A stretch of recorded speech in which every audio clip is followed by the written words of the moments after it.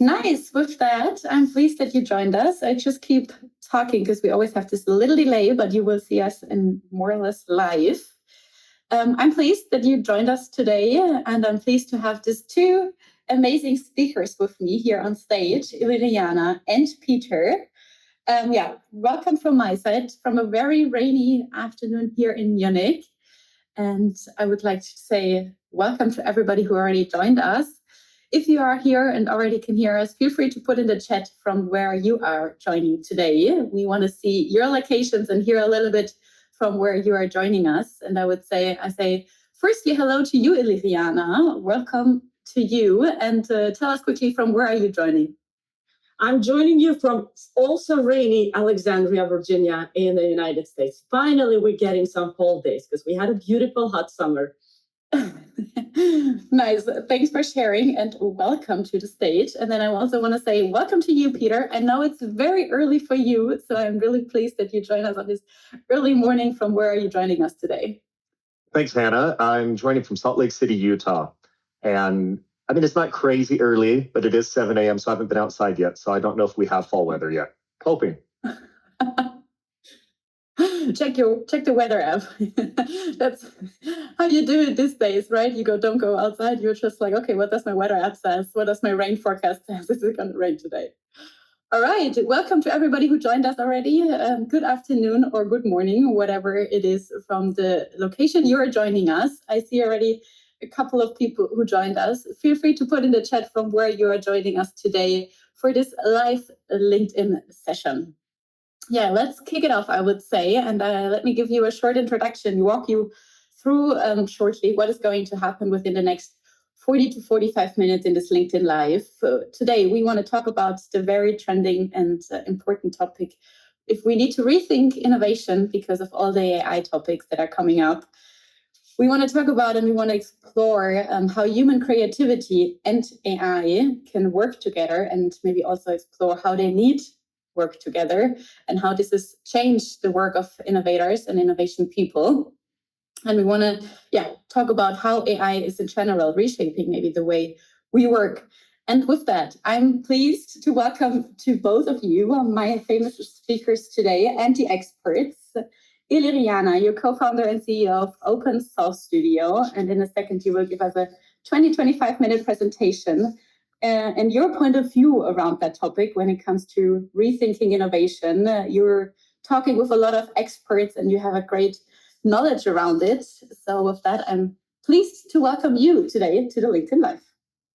Hannah, vielen Dank. First of all, thank you very much. It's a great pleasure to be here with you and with everybody. Not only share my insights, but learn from everybody, and then hopefully start some exciting conversations about us as humans, innovation, and AI. So for those that don't know me or are meeting me for the first time, I'm Iliriana. It's a pleasure to be here. And I launched the studio. I'm the founder of the Open Source Studio, the studio that I launched last year with a single mission in mind: to empower leaders and organizations to activate innovators, innovation, and innovation culture. And you may be wondering why. Well, my why is very simple, and that is that over my career of about 20 years, or maybe a bit more, I've had the privilege to serve various organizations and very different types: philanthropy, design, not-for-profit, for-profit, government agencies, startups, small, large. And one thing really stood common from all of this, regardless on the type, sector, or the size of the organization. And that is that every organization needs to innovate. Whether you call it innovation or a new project or a new solution or a new product or a new process, every organization needs to create solutions and new value for its customers, its employees, beneficiaries, or citizens. And you may wonder, why do we need to create new ones? We need to create new ones because what we already have is not working. It's not solving the pains that we have or they have. It's not meeting our needs or their needs. And ultimately, it's not helping people that we aim to serve to get their jobs done. And very often what I observe throughout my career is that these new solutions don't always exist out there in the market, but they have to be created by the people within the organization. And very often, even people who don't hold innovation in their job titles. I did not hold one when I had to innovate various grant-making methodologies or very innovative initiatives to meet the needs of my darling Kosovo, where I originally come from. So what I also observed is that they might not even call themselves innovators most often, because you identify simply as a problem solver, a high performer, and lately we've adopted the new naming entrepreneur. So clearly, it became clear to me that every organization is full of hidden innovators. So I did not stop here. And then last year, I got even curious to learn a bit more. And I launched a mini research on my LinkedIn to call for people who self-identified as innovators or had developed or worked on an innovative project. So I may uncover and learn from few other hidden innovators. And I learned a lot. A lot of people responded, and I had a chance to talk to about 13 of them, and they all revealed very valuable aspects of hidden innovators. So, for example, from Alvaro in Chile, I learned that innovation does not have to always be about technology.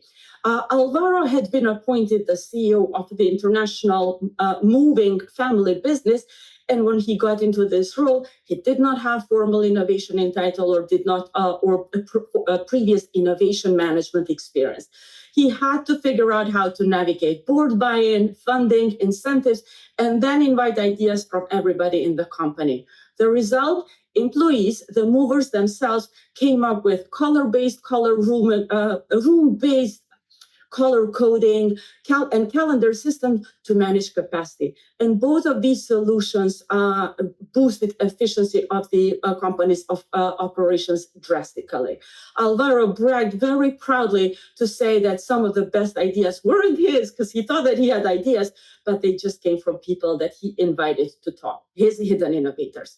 Then Mentor in Germany, worked for a wind turbine producer and was a continuous improvement manager when he was asked by the CEO to lead an employee ideation campaign. Again, no previous experience in innovation management, at least formally. He built his own idea management platform, secured buy-in from business unit leaders, and led implementation of ideas that came from employees on the manufacturing floor. Numerous improvements came out, but one in particular was reducing the unit production time for 20%. Think about it, how much that is in costs saved. And then he very joyfully recalled that people were happy that someone listened to them. They were willing to be part of the solution. And then the third example that I want to share with you today came from Leon. He's based in US, or was based in US at that time, and he was a management consultant who was brought in to help an organization post-merger to reconcile cumbersome revenue reconciliation process. What he faced was divided teams, silos, and dispersed with hardly any engagement previously. But by breaking these silos and inviting people to shape the new solutions, he helped create a solution that reduced reconciliation time from 3 weeks to a few hours and started to unify this divided culture. He was proudly bragging, if you give people the opportunity to think out of the box, new ideas will always come. So across all these cases, one pattern stood out, and that is that innovators were already inside the system, closest to the problem, needing only a bit of activation, a bit of support from the leader, and a clear pathway to surface their solutions. So the as more and more organizations introduce and formalize the function of innovation, my mission became clear. So that's why I launched the Open Source Studio. And when Hannah invited me to speak today, I was thrilled because the challenge is clear now. How do we empower and activate these hidden innovators to use AI and come up with new solutions that matter to all? So let's face it. AI is this new technology. Many of us are wondering what it is about, but one truth is here, and that is that AI is here to stay, and it is changing the way we live, work, perform, and create value. Now, its adoption is disparate among geographies, generations, organizations, and companies. A recent survey of Boston Consulting Group with over 10,600 respondents from 14 different countries reveals the disparate adoption even within the companies themselves. Although 72% of all respondents report to be regular users, the ones who are on the front lines are the ones that are stalling the most and stuck at 51% of adoption. The leaders apparently seem to use AI more, with 85% of them reporting, and then the line managers report to be at 78%. What's interesting is that the report highlights that the ability of companies to reshape workflows depends heavily on the engagement of the frontline employees. So why is the gap in this adoption? What stands on the way? Luckily, the same report looked into this question, and what it reveals is also very interesting. It reveals that only 36% of the frontline employees have been trained on the skills needed for the AI transformation in this case. So they do report that they've had the training, but they also say that the training was too short or too shallow.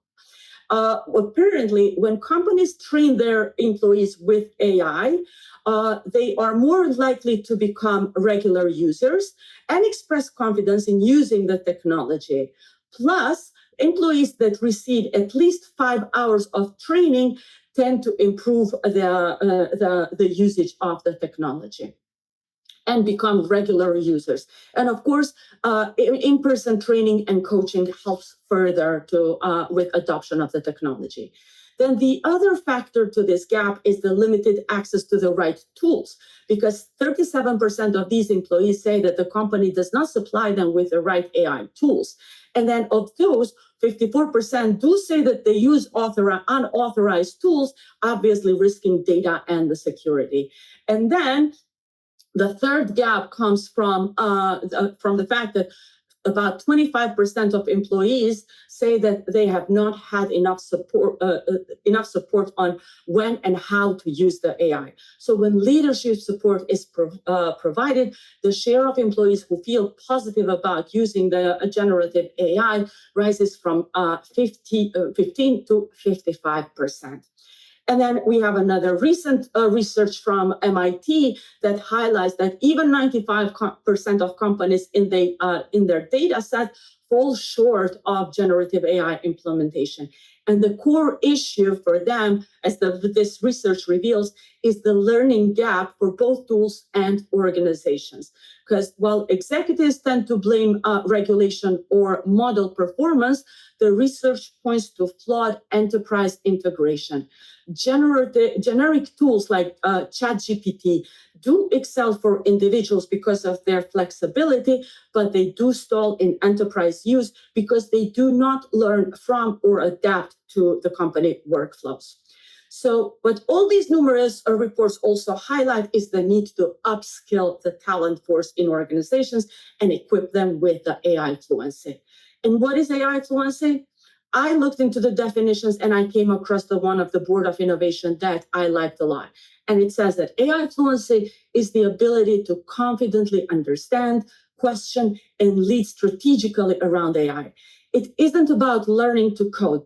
It's about knowing what AI is, what it isn't, and how does it create business value. It means understanding the possibilities and limitations of AI well enough to lead with confidence and not hesitation. So what this highlights is that organizations that want to more effectively adopt AI tools and in particular drive innovation from within, they need to upskill their talent force. And when doing so, do it by leveraging methods that work best for adult learners. And what are those? As adults and working professionals, numerous research has shown that we learn best when learning is relevant to the work that we do, to the real work, when we know the why, when we know and we can get to practice right away this new skill and solve a meaningful problem. This means that This means that as adults, we really learn more effectively when we have this opportunity to test and learn. So then if we want people to adopt AI, then we must embed the upskilling in real, job-relevant, and hands-on learning, often referred to the learning as learning by doing or on-the-job training. Provide clear reasons why upskilling matters for them and for the business, and actually for the customers too. And then provide them with the tasks that immediately put new AI skills into the practice. And you may wonder, how might we be able to do this? How might we bring all of these elements together? And my answer to you is run innovation challenges. Why? First of all, innovation challenge is a structured, purposeful incentive mechanism that motivates people to create novel solutions to a problem. So it's not a workshop, it's not a suggestion box, it's not an ideas campaign. It's structured, time-bound process that invites people to solve. Innovation challenges are built on the foundation of 4 P's. Problem, you need to have a problem to present, which is well-defined and well-framed. You need people, because you're inviting people anywhere across the organization or sometimes the system to come and solve and put their skills to practice. You provide a process, which is clear structure, timeline, judging criteria, and a roadmap of what is going to happen to the best solution. Then you incentivize the participants with a price that can be tangible or intangible, monetary or non-monetary, to appeal to their motivators, extrinsic and extrinsic, to participate and bring in their full self, skills, curiosity, and passions to the solution. And what's the fifth element that we can combine is what I call proficiency for the sake of 5 Ps. But this is, we can easily integrate the upskilling and train a new skill or coach participants to support their innovation process. So while they're learning the new skill, they'll get a chance to practice right on it and solve the problem presented to them by the challenge itself. So how would this create benefits for the organizations? Numerous, because it solves problem faster, it reduces the external dependency, it prepares the AI-ready workforce at scale, and then it enhances engagement, and most importantly, it does create a safe space for experimentation. Remember, innovation does not happen without experimentation, and we cannot experiment if we don't feel safe to do it in our organizations. It also benefits the employees. Remember, Gallup told us recently that the engagement has declined, but when we empower people to innovate, then we do recognize their efforts. We level the playing field for everybody. We improve their sense of ownership. We challenge them intellectually, and we build skills that they can use long-term. You may wonder, how might this look in practice? Well, here's an example for you. Use it and play it and shape it. Put a problem out there. How might we leverage AI to engage customer segment-wide and increase sales of a product X by 30%? Provide a training, basic training on AI prompt engineering and access to few approved AI tools. Invite everybody in the company to participate, minus judges and those who manage the challenge. Provide a process. Invite people to interview at least 5 customer representatives. Use AI to synthesize the learnings, to build AI persona, to create a prototype, call it whatever, a landing page, a campaign, a new product prototype.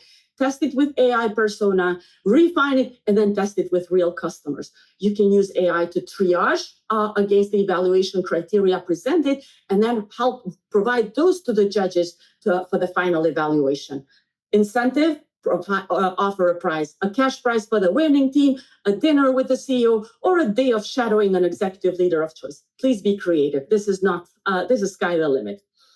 And here's the case study of how this worked. I hope you already know of the Diary of a CEO podcast and Stephen Bartlett, but in April this year, he challenged everybody in his team. How might we implement AI in the most time-saving, cost-reducing way? Everybody in the company was invited. Everybody had 60 days to try and error and learn. They had on-the-job coach to teach them on how to integrate AI in the workflow, and the prize was $20,000. The results that Stevie bragged about it was that 100% participation across all of us. For you who have run ideation campaigns, you know that 100% is hardly achievable. 48 AI tools were built as a result. There were over 65,000 hours of productivity that have been unlocked, and almost $1.2 million in efficiency has been gained, funding that has a budget that has been freed for new projects, hiring, global expansion, and improved benefits. And I'm going to give you, if this is not inspiring enough, I'm going to give you one more example, and that is from Grandpa John. Grandpa John is 91 years old, and he challenged himself to build a complex application to coordinate the community services for his church. He had no prior coding experience, and with less than $350, he developed the app that allows the church organizers to manage the logistics of impact events, to recruit and manage volunteers, to manage signups, to manage the services, including free oil changes for all the members. You can learn more about Grandpa John on the How AI podcast. And so as I conclude this presentation, I want to leave you with one thing. One of my favorite quotes about innovation comes from Seth Godin. He teaches us no organization ever created an innovation. It's people who innovate, not companies. So let's empower people to innovate, because AI is the new powerful tool it all has that can help us push our own individual boundaries, as Grandpa John did it, and then of the organization.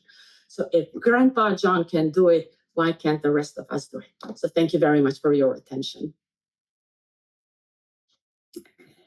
Thank you to you, Iliriana, for sharing all your great insights and sharing your vision and your view on how AI, human creativity, and innovation managers can work together. I think especially interesting is that usually innovation managers don't really call them innovation managers, but they're based somehow, working with the product, working with the tools, having the best knowledge around it, and then being innovators by heart. So thank you for all your insights.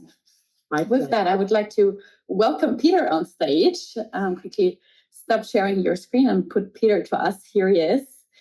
Peter is key account manager here at Inosabi. We both work at Inosabi, and Iliriana, you started at the beginning. So I also want to say welcome from our side. My name is Hannah. I'm working as content lead at Inosabi, and today I'm joined by Peter, who is working as key account manager here at Inosabi, innovation software provider. And with that, Peter, I'm really pleased that you share our vision, our Inosabi vision, how we think that AI and human creativity should work together when it comes to innovation. The stage is yours. You bet. Thank you, Hannah. And Iliriana, that was fantastic. And I especially love the takeaway at the end, that people are the most important piece there, and that we need to empower our people. And so hopefully what I share right now actually leads back to that. And so just for a quick introduction as to who we are. For those of you that are new to us, and by us I mean Inosabi, we're a Munich-based software company working with some of the world's leading brands, universities, and public institutions around the world. So we're not consultants, we're software providers. And our mission is to give innovation teams the digital infrastructure to run processes more efficiently, engage more people, and accelerate implementation. In layman's terms, if you're new to this, we don't consult, we don't run your programs for you, we give you the tools to do it better yourself, faster, smarter, and with more engagement. Now, the Inosabi suite is a set of tools that empowers organizations to drive innovation across every stage, from early discovery to final execution.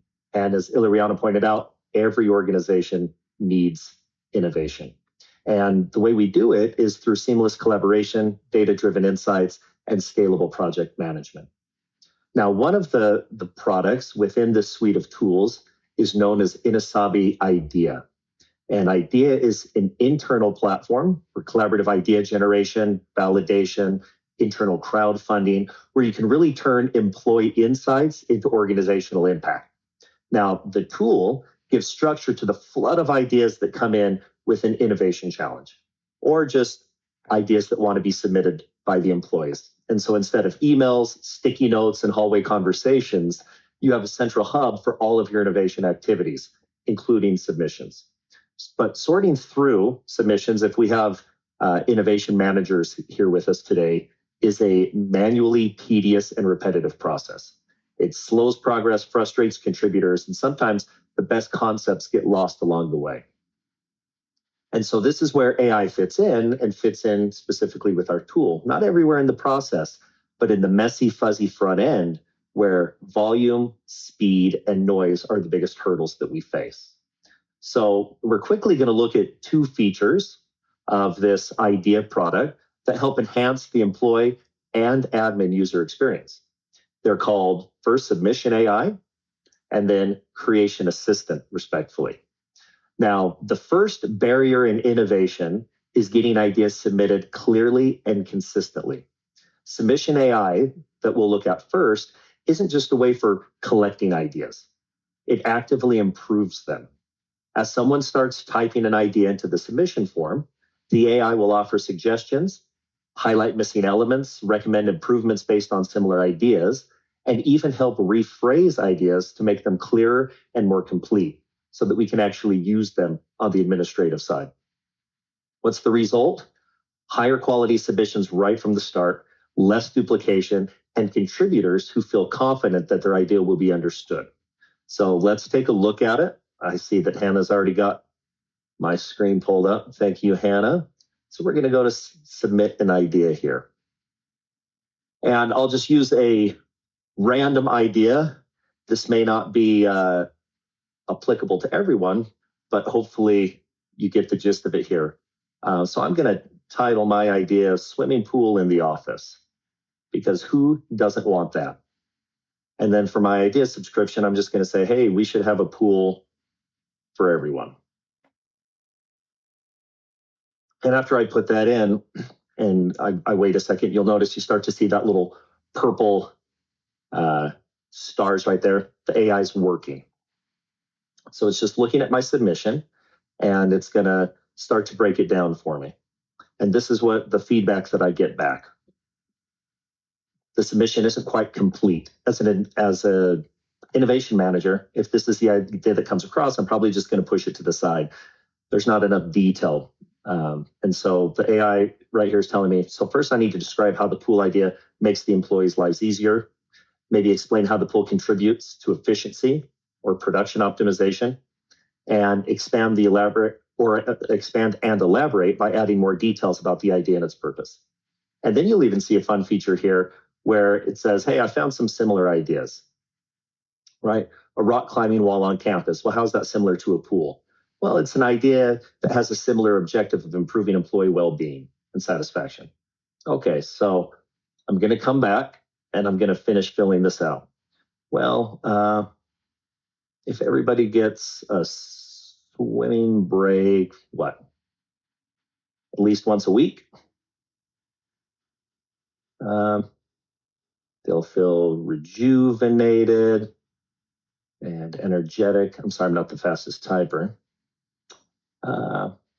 Leading to them, I feel like they would be more productive. It will bring joy. So now I've added a little bit, right? I described how the pool is going to do some things. AI is going to reanalyze it.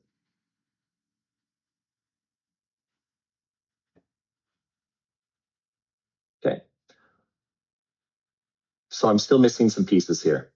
It says it's well structured now, because now I'm actually hitting on some of the key points that I needed, but it does say describe how the pool will optimize resources. It may come back and say, all right, in terms of productivity, what do you mean? But the idea is that, so now we're empowering our employees to be able to take their ideas, whether somebody is a blue collar or white collar worker, they've been working on the lines for 25 years, they probably have some pretty incredible insight into making a process more efficient or whatever the innovation concept may be. Iliriana pointed out that there's a lot of different ways that we can innovate. And people all throughout the organization can have phenomenal ideas. So whether it's a challenge that we've submitted requesting help, saying, help us solve this piece, or whether they just come to the platform because they want to submit an idea, it helps them really put their thoughts together. So when that submission comes through, we can actually do something with it on the back end. And so that's the first tool I wanted to look at. Now let's look at the other powerful feature I mentioned, And that is going to be Creation Assistant. So this time it's a tool built to enhance the experience of the innovation manager. For what? Well, to help ensure that the challenge or initiative we're creating or soliciting the submissions is shaped for success. Now, if we want to engage our employees, then our content must be engaging. Instead of staring at a blank page when you need to draft a challenge description, this integrated AI tool guides you based on your input with smart suggestions for titles, tags, and even visuals to speed up creation. Now, this doesn't replace your team's expertise, it jumpstarts it. So you'll still review, edit, and adapt. But instead of spending an hour trying to wordsmith version 1, you spend that time improving and contextualizing it. So it's a perfect example of AI and human strengths working together. AI gets you started fast, humans ensure it's accurate and relevant. And I see that we're pretty short on time here, so I'll take a prompt that I put together previously. So as you can see, I just take an idea. I want to promote an internal innovation campaign focused on deep space technology, encouraging users to submit ideas for sustainable exploration and human presence in space. The content should be engaging, informative, and aligned with the theme of pioneering deep space innovation. Boom. And here's what comes back to me. Well, here's a suggested title. Deep Space Innovation Drive. Awesome. And what's the description? Well, join our campaign to pioneer deep space technology. Submit your ideas for sustainable exploration and lasting human presence in space. Engage in shaping the future of space innovation. So that's better than what I had initially put in. It's been wordsmithed for me. Now, if I like it, I leave it. If I want to make some adjustments, I do. And then I can continue from here. I can even tag the different pages. There's going to be some teaser images that it suggests. So really just making us more efficient. So with AI handling the grunt work, humans can focus on the creative, strategic decision. So you end up with better quality ideas, faster synthesis, and more engagement across the organization, right? So here's the takeaway. AI is not a replacement for innovation teams. It's an amplifier if you know how to leverage it. It helps you cut through the noise and zero in on what matters, so you can move from idea chaos to actionable clarity. So AI will not take your job, but people that know how to leverage it may. So get ahead of the curve, figure out what tools are important for what you're doing, and then really get into it, get your hands dirty and figure out how to use them. So that's it for my piece. I hope that you understand a little bit more about who Inosabi is, what we do, and obviously there's much more. That was a tip of the iceberg of one of our 6 different modular products that we have to help your innovation team. And so if you'd like to learn more, go ahead and reach out, and we have a whole team that's ready to hop on and walk you through the process and show you how our products won't replace your process, but they will amplify what you're already doing. So thank you very much. Back to you, Hannah. Thank you, Peter. Thank you for sharing this nice session with us around submission assistant and creation assistant. With that, I stop sharing your screen and put Iliriana back to us on the stage. And I invite everyone who joins us live, feel free to put in your questions in the chat. We're happy to pick them up. And with that, before we have some questions in the chat, because so far we don't have any, I would like to ask a question. First to you, Peter.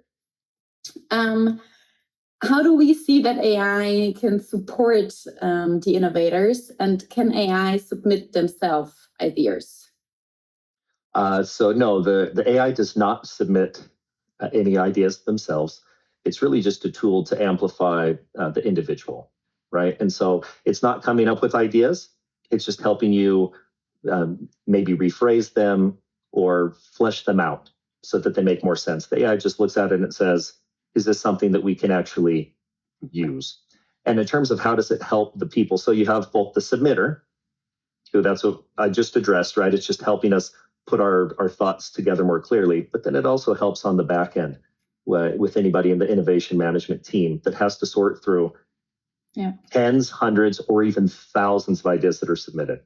And are there duplicates? Do they make sense? Can we group them together in themes? And yes, our AI does all of that to really make their job more streamlined. because we don't all have 100 hours a week to sort through submissions, but we know that they're valuable.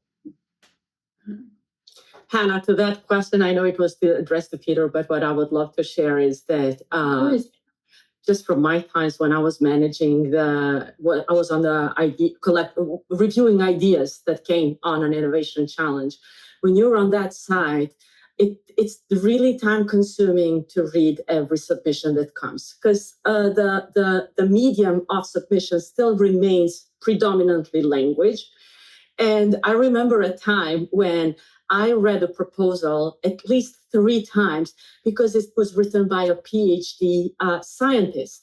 And I was like, I'm not a native speaker of English, so I have to be just to this person. I have to be able to evaluate whether this submission is in scope of the challenge or not. So when you have AI to support people in writing, it can help people simplify the language or the tone or shape the language to the audience, because as long as it's still written input, it is going to be still language on the other side. But then even if you need to demo, say like, hey, you developed an AI agent and you are presenting how it's working, AI can help you shape the story to simplify it, because as humans, we need simple terms to learn, to understand. So AI can still be a powerful tool to help us elevate the genius in us. I still don't believe that AI can replace us. It is going to make some of the skills redundant, but it is creating, I believe it's helping my critical thinking, especially with writing.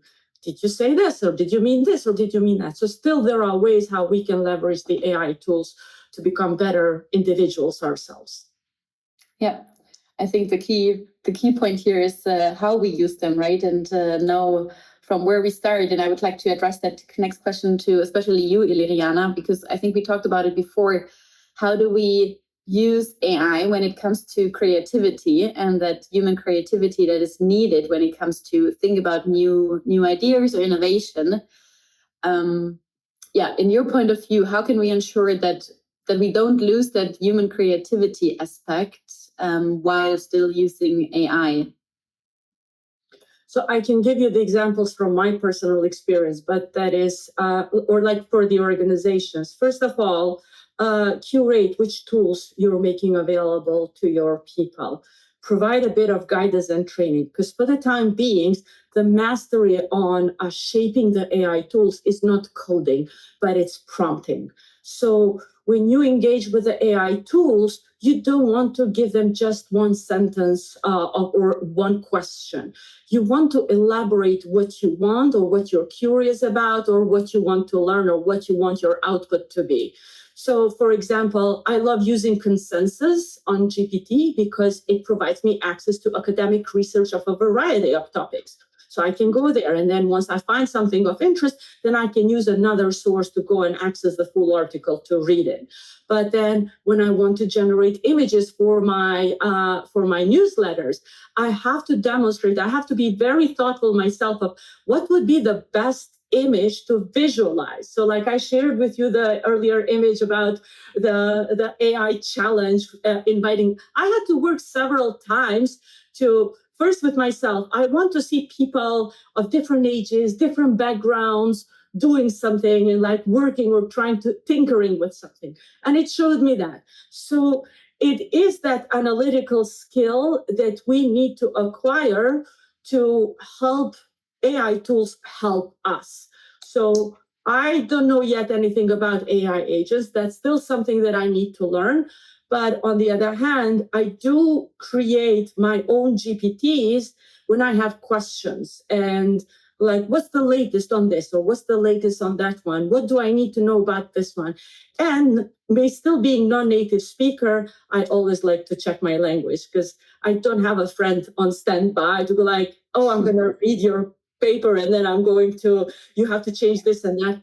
AI helps me that. So it does shorten a lot of time and increases my personal productivity. And I'm certain people have even more advanced uses of AIs to push their own creativity boundaries.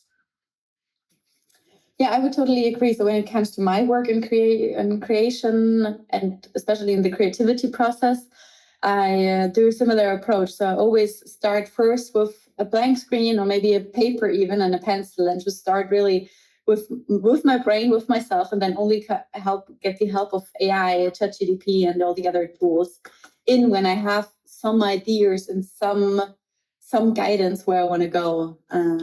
Yeah, I'll put Peter back on stage. Peter, do you share our vision, or do you have a different approach? No, I do. What I was going to say is it's really just understanding what is the value and because both AI and humans bring something to the table, but we have to understand what we bring, what are our superpowers. So yes, AI brings speed, scale, consistency, pattern recognition, the ability to process huge amounts of information instantly.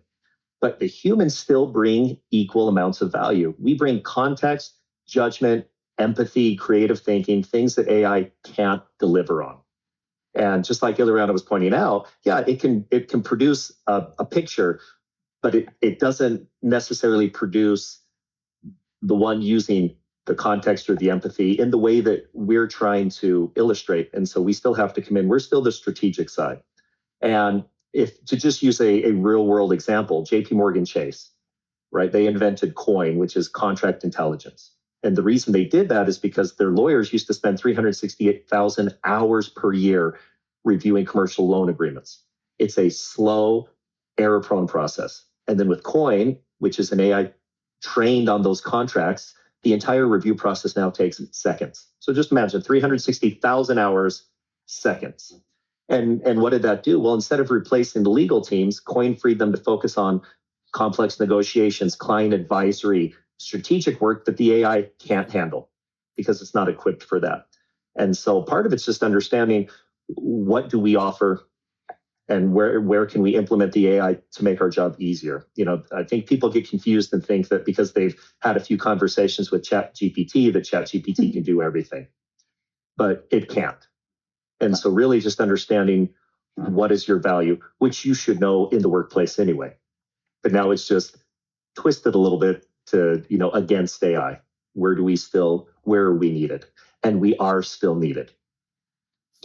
And I just shared with everybody the link to a recent report that I came across that I think is one of the very first findings. It was run by a company based in London, but in their research with a survey with 1,000 C-suite and senior decision makers, they learned that 39% of business leaders did make employees redundant as a result of deploying AI, but 55% admitted they make wrong decisions about those redundancies.